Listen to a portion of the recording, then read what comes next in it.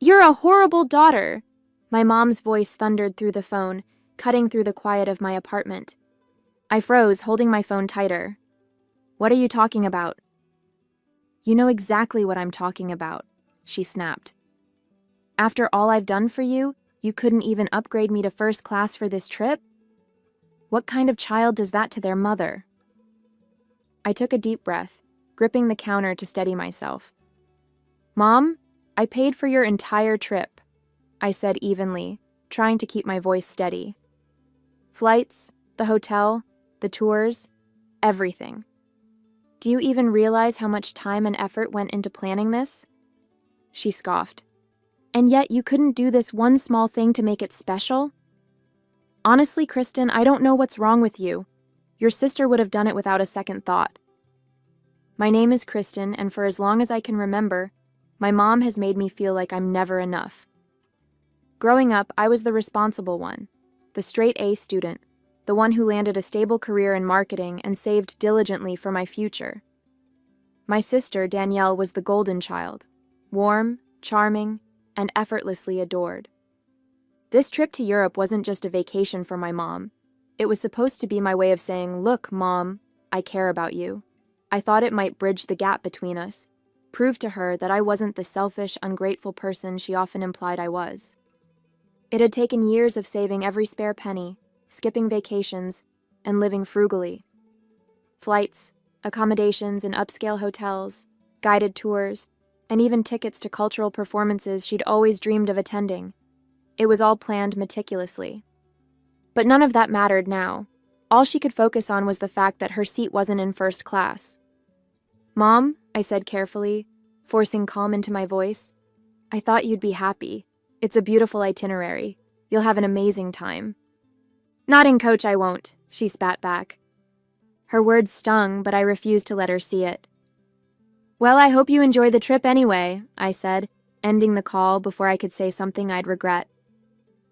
Later that day, as I pulled up to the airport to drop her off, her parting words cut deep. Maybe if you ever grow up, you'll figure out how to treat people properly, she said, striding into the terminal without so much as a glance back. Driving home, her words echoed in my mind, sharp and cutting. But by the time I parked, something shifted inside me. If she thought I was a horrible daughter, maybe it was time for her to understand just how wrong she was. When I walked back into my apartment, her words kept replaying in my mind. Maybe if you ever grow up. I dropped my bag by the door and sank onto the couch, staring blankly at the wall. A lump formed in my throat, but I forced myself to swallow it down. I wasn't going to cry, not over this. I'd worked so hard to make this trip perfect. I had spent years skipping vacations, declining nights out with friends, and picking up extra work just to save enough. I wanted to give her something special, a way to experience the world beyond her small, predictable routine. I thought it might make her happy, maybe even proud of me. Instead, she had called me selfish, embarrassed me, and stormed into the airport without a word of thanks. This wasn't new. For as long as I could remember, my mom had a way of turning everything into a critique of my shortcomings. When I aced a test, she'd ask why it wasn't perfect. If I got a promotion, she'd find a way to say Danielle could have done it faster. And Danielle. Of course, Danielle was always the one who could do no wrong. She didn't have a steady job. She didn't contribute financially. But somehow, she was the golden child, the one who could make time to be around, while I was the one stuck playing catch-up. But this trip? This was supposed to be different. It was supposed to be the gesture that said, "Look, Mom, I care. Look how much I've sacrificed for you." Instead, it had become another way for her to belittle me. I opened my laptop, pulling up the confirmation email for her flights. 2 economy class tickets, round trip.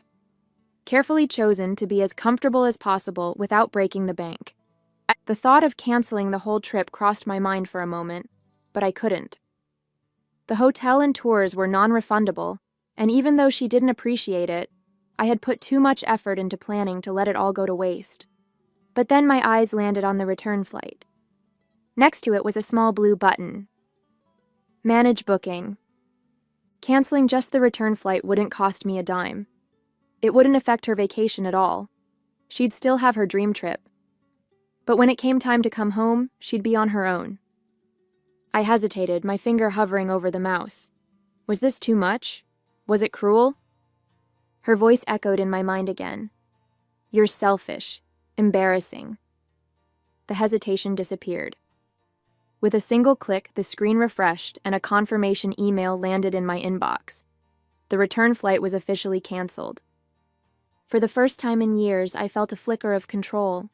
The next few days passed in a blur, but not without constant reminders of the trip I had so painstakingly planned. My mom didn't call me after she landed. I wasn't surprised. Instead, she took to social media, flooding her account with posts about her incredible European adventure. The first post showed her standing outside the airport in Paris, a wide smile plastered across her face. Living the dream, tagging everyone to see. I rolled my eyes, setting my phone down on the counter.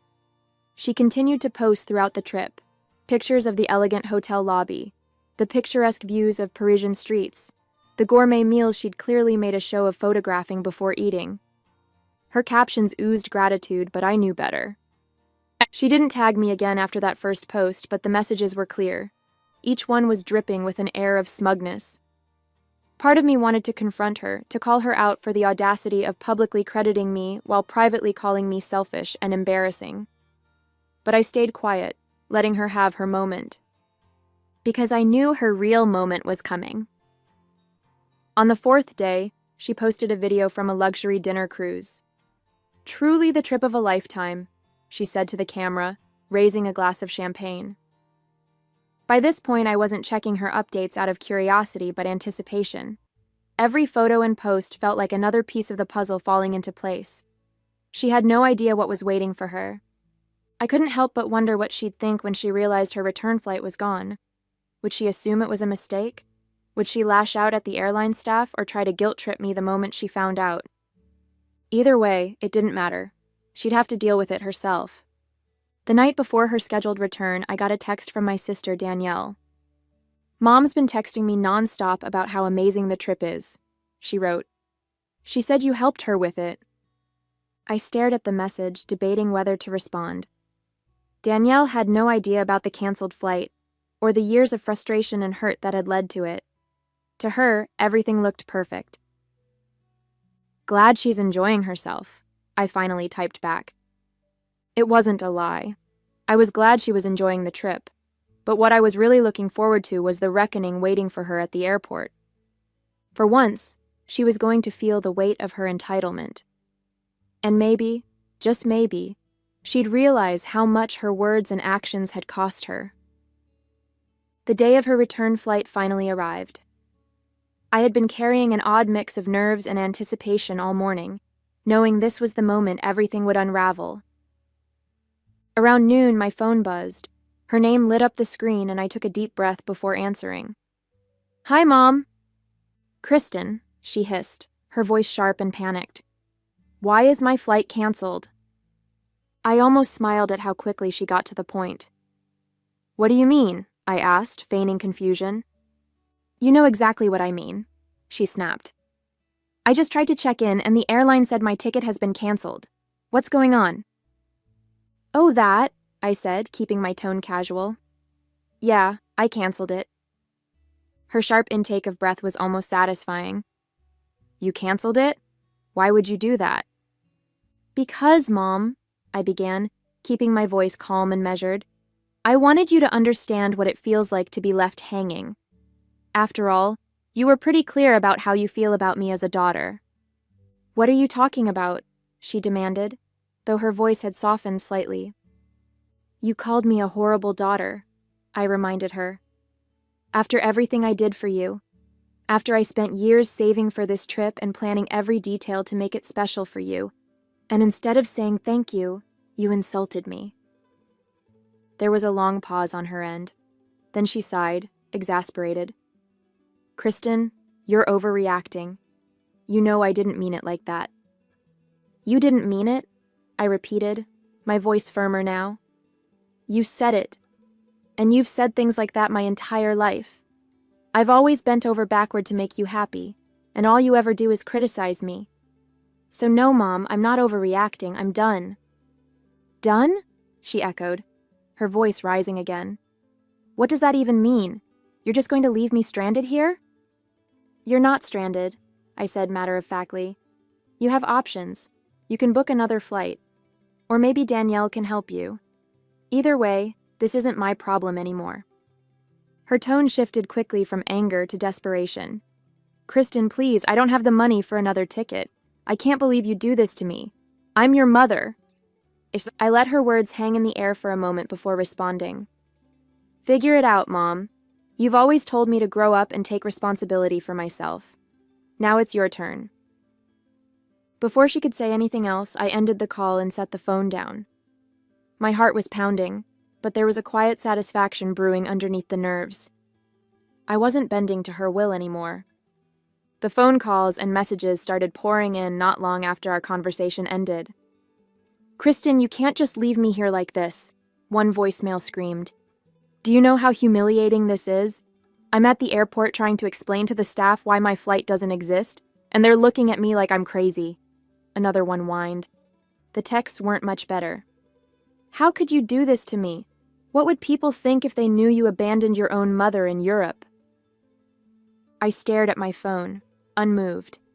Each message felt like a desperate attempt to regain control, but they didn't carry the same weight they once did. By the afternoon, her tone shifted. The calls were less frequent, and the texts took on a pleading edge. Kristen, I'm sorry for what I said. I didn't mean it. Please, just help me get home. Do you want me to beg? Fine, I'm begging. I can't afford a new ticket and I don't know what to do. I read the messages carefully, trying to determine if she was being sincere or just manipulating me again. It was hard to tell. After years of emotional tug-of-war, I had learned not to take her words at face value. Still, a small part of me felt guilty. This was my mom, after all. She had given me life, raised me, and supported me in her own flawed way.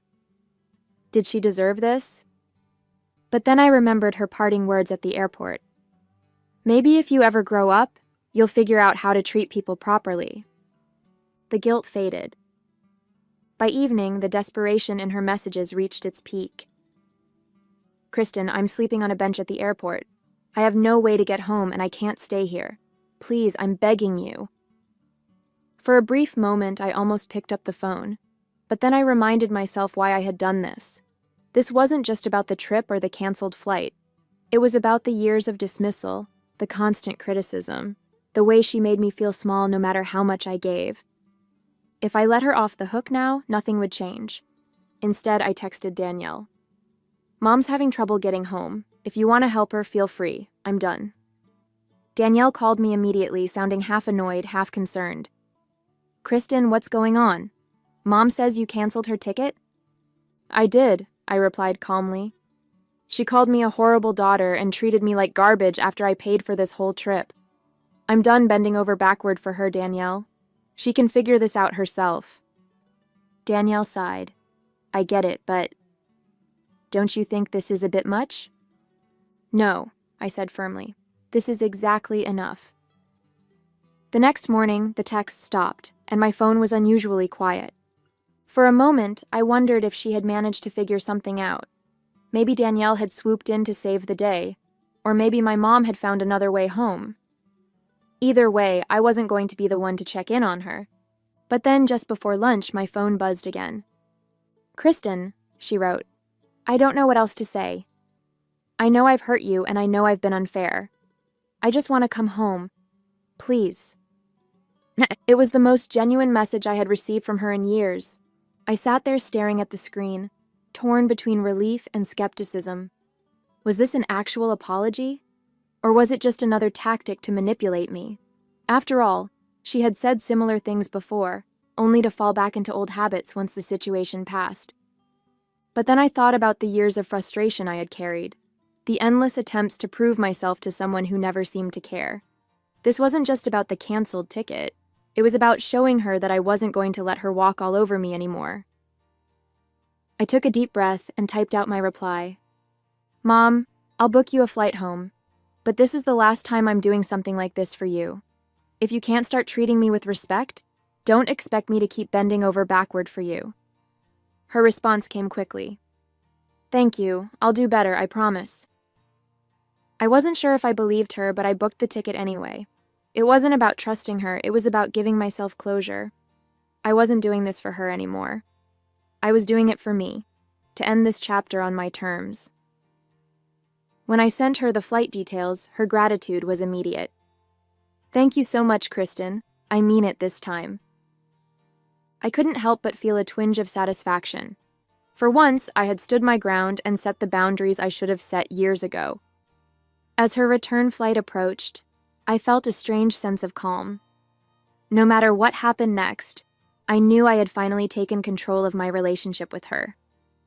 2 days later, I waited at the airport to pick her up. I could have let her take a cab home, but something in me wanted to see this through. Maybe I was looking for some kind of closure, or maybe I just wanted to see her reaction face to face. When I spotted her walking toward the arrivals gate, she looked different. Her usual confident stride was replaced with something slower, more hesitant.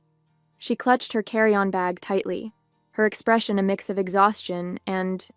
was that humility? Hi, Mom, I said as she approached. Hi, she replied softly, glancing at me like she wasn't sure how to start. The drive home was quiet at first. I could feel the tension in the air, but I wasn't about to be the one to break the silence. Finally, as we pulled onto the highway, she spoke. Kristen, I owe you an apology. I glanced at her, surprised by her tone. It wasn't the begrudging half-apology I had expected. It sounded genuine. For what? I asked, keeping my voice neutral. For the way I treated you, she admitted. You didn't deserve that. You've always worked so hard to take care of me, and I never appreciated it the way I should have. I'm sorry. Her words caught me off guard. I had dreamed of hearing something like this for years, but now that it was happening, I wasn't sure how to feel. Thank you, I said after a pause. I appreciate you saying that. I mean it, she continued. This trip made me realize how much you've done for me over the years. When I was stuck at that airport, I started thinking about all the times you've bailed me out, even when I didn't deserve it. And then I realized you were right to cancel that ticket. I needed to see what it was like to fend for myself. I wasn't sure what to say. Part of me wanted to believe her, but another part of me worried this was just a temporary change, a momentary blip before she returned to her old ways. I'm glad you see that now, I said finally. She nodded, looking out the window. I know I can't undo the past, but I want to try to be better. For you. When we got to her house, she hesitated before getting out of the car. Kristen, thank you for everything. For the trip, for the flight home, and for putting up with me all these years. I know I haven't made it easy. I nodded. You're welcome, Mom. But from now on, things have to be different. I'm not going to keep letting you treat me the way you have in the past. If you want to be in my life, it has to be on equal terms. She gave me a small smile. Fair enough. As I drove away, I felt a weight lift off my shoulders. I felt like I had taken control of my relationship with her, not out of spite, but out of self-respect. Maybe she would change, and maybe she wouldn't. But either way, I knew I had finally set the boundaries I needed to protect myself. And for now, that was enough. The days after her return felt oddly quiet. For years, my relationship with my mom had been a constant source of stress, a series of battles where I always ended up feeling defeated. But now, there was a sense of finality, like I had finally closed a door I should have shut long ago. Still, I couldn't shake the mix of emotions swirling inside me. On one hand, I felt relief, even pride, for standing up for myself. On the other hand, I wasn't entirely sure what came next. Would my mom really change? Or would this just be another cycle, where she made temporary promises only to slip back into old habits? She called me a week later. "Hi, Kristen," she said hesitantly, her voice unusually soft. "How are you?" "I'm fine," I replied, unsure of where this was going. "I just wanted to check in," she said. "I've been thinking a lot about our conversation, about what you said in the car." I didn't say anything, letting her fill the silence. "I know I've taken you for granted," she continued, "and I know it's going to take time to fix things between us. But I want you to know that I'm serious about trying." Her words sounded genuine, but I had learned to temper my expectations. "I hope so, Mom," I said, "because I meant what I said. I'm not going to keep bending over backward for someone who doesn't appreciate me." "I understand," she said quietly. The next few months were a strange adjustment. My mom didn't call as often, and when she did, our conversations were more measured, even pleasant. There were no more passive-aggressive comments or guilt-laden requests. It wasn't perfect. There were moments when I caught glimpses of her old behavior, a snide remark here, a pointed comment there. But each time I held my ground, calmly reminding her of the boundaries I had set. To my surprise, she started catching herself. "Sorry," she'd say, almost embarrassed. "I didn't mean that." It was a small change, but it felt significant. Meanwhile, I began to focus more on myself. For years, so much of my energy had gone into trying to win her approval, to prove that I was enough. But now I realized I didn't need her validation. I started taking better care of myself, both physically and emotionally. I reconnected with friends I had neglected, pursued hobbies I'd always put off, and even started planning a vacation for myself. A real vacation, not one that revolved around pleasing someone else. I also spent more time with my sister, Danielle. She had always been close to my mom, but now she seemed to understand my side of things better. "I think you did the right thing," she told me one evening over dinner. "Mom needed that wake-up call, and honestly, I think it's made her a better person. The next time my mom called, it wasn't to ask for anything. I just wanted to say thank you," she said, "for everything you've done for me. I know I haven't said it enough." Her words caught me off guard, but they felt different this time, less performative, more heartfelt. "You're welcome, Mom," I said, smiling. Our conversation ended without tension or resentment. It wasn't a perfect relationship, and I knew it never would be, but it was a start. I felt like we were moving forward, not because I had bent to her will, but because I had finally learned to stand up for myself. The weeks after my mom's return marked a turning point, not just in our relationship, but in how I saw myself. For so long, I had tied my worth to her approval, bending over backward to please her, hoping that one day she'd see how much I cared. But now I realized something important. I didn't need her validation to feel whole. Setting boundaries wasn't just about protecting myself from her, it was about reclaiming my sense of self-worth. Our relationship wasn't perfect, but it was different. My mom was trying, in her own way. The sharp edges of her personality were still there, but they didn't cut as deep. She thought twice before making a comment, catching herself more often than not. And I was stronger. When she made a snide remark about my new haircut during one of our weekly calls, I didn't let it slide. "I like it," I told her calmly, "and that's what matters." She paused, then let out a small laugh. "I guess it does." It wasn't much, but it was progress. More importantly, I stopped letting her opinions define me. I spent more time focusing on my own happiness, reconnecting with old friends, picking up hobbies I'd abandoned, and setting new goals for myself. I felt like I was living my life for me, not for her approval. And in that newfound independence, I found a piece I hadn't realized I was missing. It wasn't about whether or not she changed. It was about the fact that I finally had. A month later, I sat on my balcony with a cup of tea, watching the sun dip below the horizon. Life felt calmer now, less fraught with tension and constant second-guessing. My mom still called me every week, but the tone of our conversations had shifted. She seemed less demanding, more thoughtful. I noticed little changes. She asked about my work, my friends, even my plans for the weekend. For once, it didn't feel like she was just waiting for her turn to talk. It wasn't perfect, but it was progress. One evening, she surprised me with something I never thought I'd hear. You know, Kristen, she said softly, I've been thinking a lot about everything you've done for me. That trip, the way you handled everything. I realize now how much I've taken you for granted over the years. Her words hung in the air, heavy with sincerity. I want you to know I'm trying, she continued. I know I've hurt you, and I can't undo that, but I want us to have a better relationship if you're willing to give me the chance. I didn't respond right away. Instead, I let the weight of her words settle, wondering if this time they might really mean something. Thanks, Mom, I said finally. I appreciate that. It wasn't the grand apology I'd once dreamed of, but it didn't need to be. I wasn't looking for perfection anymore. I was looking for effort.